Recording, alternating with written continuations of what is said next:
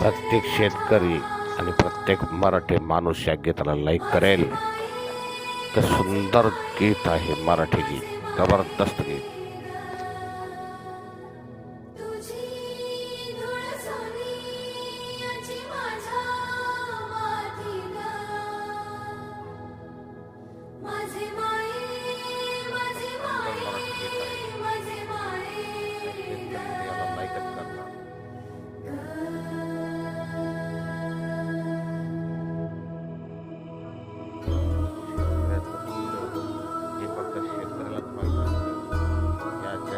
पोशिंदा आहे तो.